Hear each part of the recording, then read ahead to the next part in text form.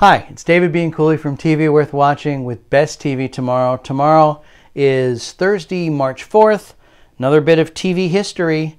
I don't know if this is the fifth or sixth different new streaming service that I have reviewed that is launching since we started these, or just since the pandemic. But the streaming service that you have known, if you have, as CBS All Access, will be known starting tomorrow as Paramount Plus. Now, if you don't know of CBS All Access, that's part of the reason why they're changing it. But now corporate owners, they're throwing a lot of stuff, and everybody's learned from Disney, which took all of its franchises and did new things and did its inventory and really pushed it. So now Paramount Plus, among the new things that it's offering, it's got a new cartoon series with Stephen Colbert, and you think, well, that's weird, but he was half of the ambiguously gay duo, so he's got some track record with that. They're doing a reunion of the very first Real World survivors, and so that's something that goes back to the beginnings of MTV and the whole reality TV modern franchise. But the big one that they're doing in saying, what can we do to really get people involved in Paramount Plus? They're doing a new SpongeBob SquarePants movie prequel spin-off thing. And I teach college television, and the only TV show that I can count on for my 19 and 20-year-olds to be totally fluent in, and every one of them has seen, it's not something like The Simpsons. It's not anything that's been around for a real long time. It is SpongeBob. That you know, you'd think, okay, maybe South Park, maybe The Simpsons. No, it's SpongeBob.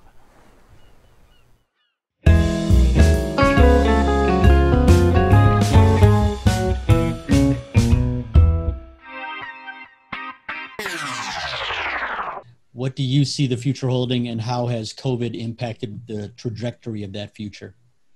Well, for a lot of linear channels, live television is what really drives them. So we're seeing more and more the ability to do live television in the cloud and through remote production. You know, when sports comes back, that's really going to transform that, especially. So I do think that's going to be a big change.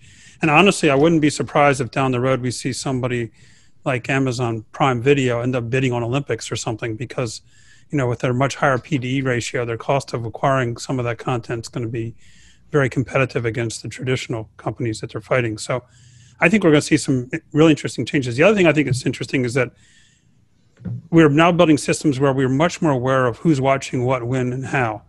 And that kind of, and we'll see more interactive content where even what the viewer responses are or engagement, we'll be able to actually use those metrics and interaction to actually change the content while we're producing it. I think we haven't really seen that really take off yet, but you know, gamers are used to being involved directly in what the content looks like on screen, and television's been primarily passive. And I think we're going to start seeing a middle ground emerge where the viewers are actually going to affect the content as it's being delivered. You know, and I don't know what that looks like yet. Somebody's far more creative than I is going to come up with that, but that's now capable. People are going to be used to consuming content from lots of different sources the way that they were before, and the way that the pandemic has accelerated that. And I think that the biggest opportunity right now and the most important priority for lots of companies is to bear in mind that what consumers really need the most is simplicity. So their TV as a product has never been more compelling, which is really good because it's facing a lot of competition from things like video games, for example. But people do the biggest frustration, if you can call it a frustration, it's a first world problem. The biggest frustration they have is managing all of these different options and making it simple to find the next thing they're going to watch, and making it simple to ideally access lots of these different platforms without having to change their remote control or without having to manage lots of different passwords. And if that problem is solved, consumers are happier, they watch more, they consume more, and the brands get bigger audiences, and the best content wins its way to the top.